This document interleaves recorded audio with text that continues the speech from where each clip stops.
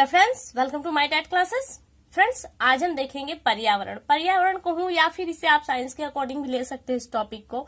वैसे इस तरह का कोई टॉपिक सिलेबस में मैंने देखा, इस तरह का कोई टॉपिक है नहीं, बट एक बात यह है कि कुछ पॉइंट्स ऐसे होते हैं जो आ जाते हैं। जैसे कि अब हम पर्यावरण पढ़ रहे हैं जिसमें हम पौधों के लिए पढ़ते हैं, तो पौधों का विकास किस तरह की मिट्टी में सबसे अच्छा होता है, या उस मृदा का पीएच मान कितना होगा जिसमें पौधे सबसे अच्छा विकास करते हैं। तो इस तरह के प्रश्न बन सकते हैं, तो यहाँ पे आपको पीएच मान बताना होगा। और ये भी बन सकता है कि नींबू या सिरके का पीएच मान क्या है, या फिर ये पूछा जा सकता है कि शुद्ध जल या फिर आपका दूध है, लार है, मूत्र है, ये अम्लीय है या क्षारीय है। तो इस तरह के प्रश्न में पीएच मान कहीं ना कहीं जुड़ा होता है, तो इसलिए मैंने एक अलग से वीडियो पीएच मान के लिए बनाई है। अगर आपको अच्छी लगे तो एक बार मुझे कमेंट करके जरूर बताइएगा।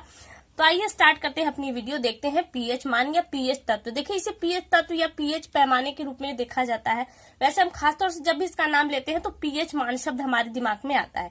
तो पीएच क्या है? अगर पीएच का हम पूरा नाम देखें तो पावर ऑफ हाइड्रोनियम आयन है पीएच का पूरा नाम। और कहा है कि इसकी खोज जो सोरेनसन नामक वैज्ञानिक ने की थी, और इसके लिए उन्होंने एक पैमाना दिया था।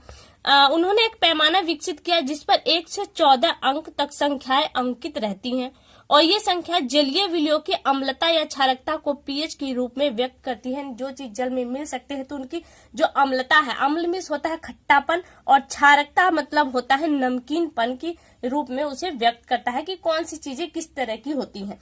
तो देखिए, इनका जो स्केल था वो ये था, 1 से लेके आप देख रहे हैं 14 तक की गिनतियां हैं, जिनमें से जो 7वां पॉइंट है वो आपका उदासीन होता है। यानी कि जिसका पीएच मान, जिन चीजों का पीएच मान 7 होता है वो न तो अम्लीय होते हैं यानी कि खट्टे होते हैं, और न ही क्षारीय यानी कि नमकीन होते हैं। तो यहाँ पे देखिए कुछ हमने नाम लिए हैं जिनका पीएच मान हम देखेंगे। अगर देखिए यहाँ पे दिया है नींबू तथा सिरका, अगर इसका पीएच मान पूछा जाए तो वह है 2। देखिए, नींबू और सिरका हमने कहा था कि अम्लता होगा तो वो खट्टा होगा, तो नींबू तो खट्टा होता है और पीएच मान इसका 2 है।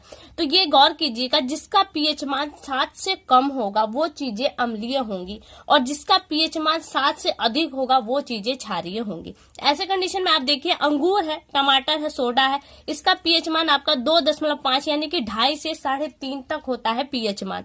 दूध, मूत्र और लार, इसका अगर पीएच मान देखें तो 6.5। देखिए, 7 से कम है, यानी कि दूध की जो फितरत है वो कैसी है, वो अम्लीय है यानी कि खट्टेपन में आता है दूध। लेकिन कहीं आपको एहसास होता है कि दूध कैसा है, तो दूध का जो स्वभाव है वो अम्लीय है, मूत्र का भी स्वभाव अम्लीय है, और लार का भी स्वभाव क्या है, अम्लीय है। क्यों?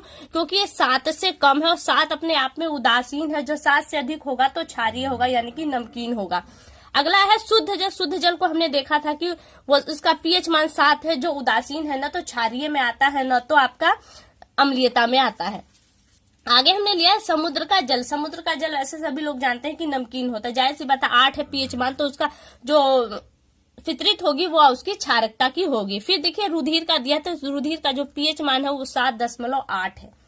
तो ये आपके कुछ इंपॉर्टेंट पॉइंट्स हैं यहाँ से। और एक पर्यावरण के नजर से अगर मैं कहूँ तो कि ये दिया है कि पौधों की अच्छी वृद्धि के लिए मृदा का जो पीएच मान है वो 6 से 7.5 सबसे अच्छा माना जाता है। यानी कि प्रश्न यहाँ से बन सकता है पर्यावरण को टॉपिक में कि अगर पौधों की वृद्धि सबसे अच्छी किस तरह की मृदा में होती है, उसका पीएच मान कितना होता है, तो वहां पे आपकी मृदा का जो पीएच मान है पौधों के अच्छे विकास के लिए वो है 6 से लेके 7.5 तक पीएच मान। तो फ्रेंड्स, ये थोड़े से मैंने पॉइंट्स कलेक्ट किए थे, हो सकता है आपको पसंद आए और न भी आए, तो दोनों ही कंडीशन में आप मुझे कमेंट करके जरूर बताइएगा, क्योंकि आपके कमेंट से ये पूरा क्लियर हो जाता है कि आपको ये चीजें पसंद आ रही हैं या नहीं। तो फ्रेंड्स, अगली वीडियो में आपसे बहुत जल्द मुलाकात होगी, तब तक के लिए नमस्कार।